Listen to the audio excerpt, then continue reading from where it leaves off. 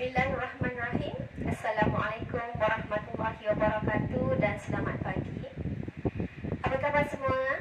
Cikgu harapkan semua sihat walafiat. Yang berusaha, rakan-rakan penolong kanan, barisan guru kanan mata pelajaran, guru-guru, ibu bapa yang dapat hadir pada pagi ini dan anak-anak pelajar yang sangat saya kasihi.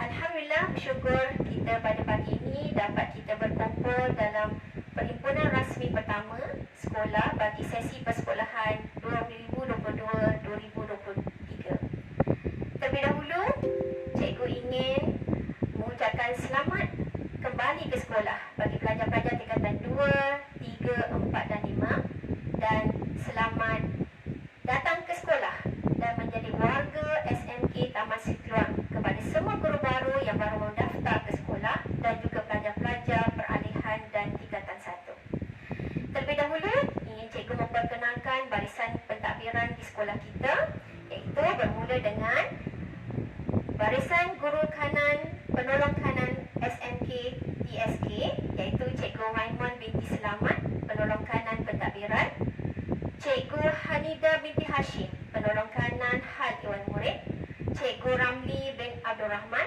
penolong kanan Co-Curriculum. Kita juga ada barisan guru kanan mata pelajaran yang terdiri daripada Cikgu Gua Kim Seok, guru kanan bahasa, Cikgu Syamsyatul Bakiah binti Abdul Wahab, guru kanan sains matematik, Cikgu Vimala Dewi, anak perempuan Balen, guru kanan sains sosial, dan Cikgu Hajah Nurul Janah binti Ahmad, guru kanan mata pelajaran teknik vocational. Kita juga tidak lupa kepada barisan kaunseling, iaitu Cikgu Leong alias Long Kang Fong, penyelaras orientasi tingkatan 1, dan Cikgu Zaidin bin Hussein, iaitu penyelaras orientasi tingkatan 4. Baik, anak-anak pelajar yang cikgu kasih sekalian, dalam kita hendak menggapai kecemerlangan di sekolah kita, kita mesti ada hala tuju yang hendak kita capai. Oleh itu, ingin cikgu memberikan pada awal tahun ini apakah yang hendak kita capai sepanjang 5 tahun kita berada di sekolah. Itu bagi pelajar tingkatan 1 dan peralihan hinggalah ke tingkatan 5. Dalam sekolah kita, kita mensasarkan pekerjaan atau prinsip kerja Together We Progress, Strive for Excellence. Kita nak menjadikan TSK Top 10 Keluang 2025. Di sini, siapa yang hendak mencapaikan hala tuju ini? Dah tentulah anak-anak pelajar sekalian. Kita kini berada pada tahap 20, tempat ke-20 di seluruh Keluang. Jadi untuk mendapatkan TSK Top 10 Keluang, kita perlulah mengurangkan jurang daripada tahun 2022 hingga 2025 untuk mendapatkan tempat yang terbaik di daerah Keluang. Dalam segala aspek, terutamanya aktiviti dalam akademik, sasiah murid, begitu juga dengan aktiviti co-curriculum. Sebab itulah pada dasarnya sekolah meletakkan bahawa akademik tenggak, sasiah unggul dan co-curriculum tersohor. Baik, anak-anak pelajar yang cikgu kasih sekalian, seperti mana yang telah diterangkan oleh YMB, Menteri Pendidikan Malaysia pada minggu lepas, bahawa sistem persekolahan kita bermula pada 21 Mac ini. Kita bermula dengan PDPR semula 8 hari, iaitu dari 21 Mac hingga 31 Mac 2022.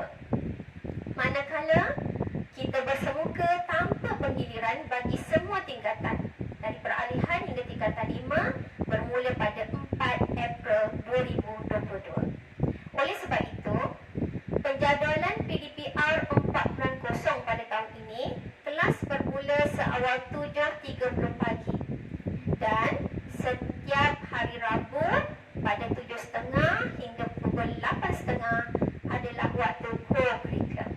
Kita menempatkan waktu co-curriculum di sebelah pagi dalam penjadualan baru baru sekarang.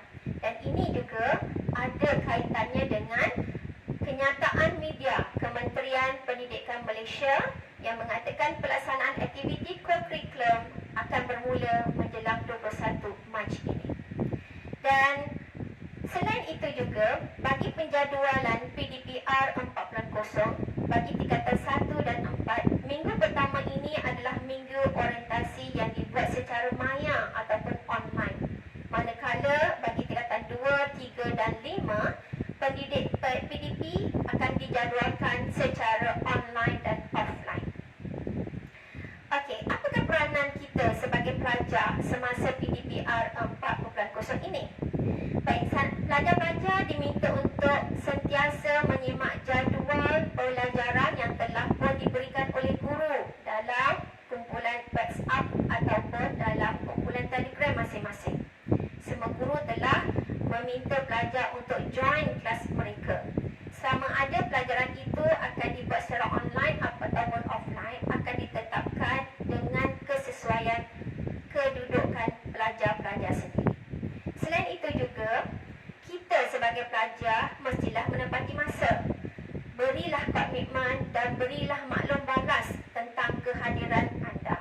Kerana kehadiran ini akan sentiasa disemak dan juga direkod oleh guru. Selain itu juga, pelajar mesti memastikan bahawa latihan perlu dihantar kepada guru dan latihan-latihan ini akan dinilai dari semasa ke semasa melalui pentaksiran dalam bilik darjah. Dan ini contoh pelaporan yang akan dibuat, sama ada akan ditetapkan oleh KPM melalui SPDPR KPM ataupun melalui aplikasi yang telah dibangunkan oleh pihak sekolah bagi membantu guru-guru mengenal pasti pelajar yang hadir maupun tidak hadir.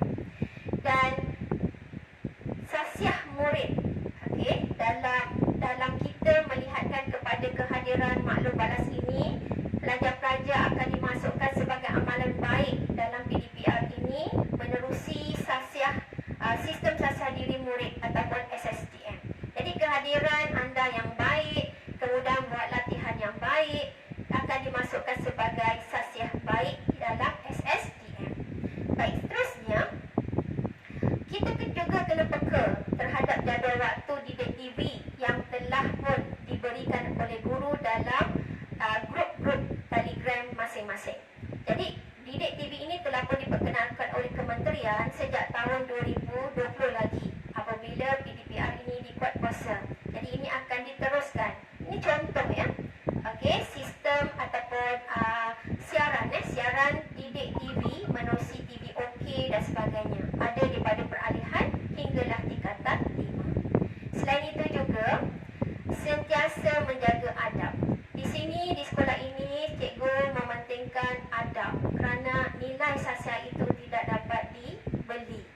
Kita tahu bahawa kita pergi sekolah ini kita akan dapat 3 perkara. ASK, attitude kita dari segi adab, pergaulan kita. Okey, yang kedua dari segi skill, kemahiran, kita dapat kemahiran bila kita belajar, dan tidak lupa juga kita dapat knowledge, pengetahuan. Jadi pergi ke sekolah, menghadiri kelas-kelas sama ada online maupun bersemuka, kita akan dapat 3 perkara ini. Pengetahuan, kemahiran dan juga nilai attitude kita. Jadi dari segi adab ini, di sini, di sekolah ini cikgu memperlihatkan, menekankan lagi tentang 5S. Iaitu apa? Senyum, sapa, okey, salam, okey, berikan salam pada guru-guru semasa kita hadir ke sekolah. Kemudian kita bersopan. Okey, sopan ini lebih kepada nilai cara kita berpakaian, cara kita berinteraksi Dan satu lagi ialah santun. Santun cara kita bercakap, cara kita bergaul sesama pelajar maupun dengan guru. Jadi adab perlu dijaga sepanjang kita berada secara pembelajaran online, offline maupun kita bersemuka nanti. Baik, pelajar yang saya kasih sekalian, saya ingin mengambil petikan kata-kata daripada pengarah pendidikan negeri Johor, iaitu Encik Mat Said bin Diamond, iaitu kita. Kita ini apa? Kita berkongsi hala tuju yang sama. kepada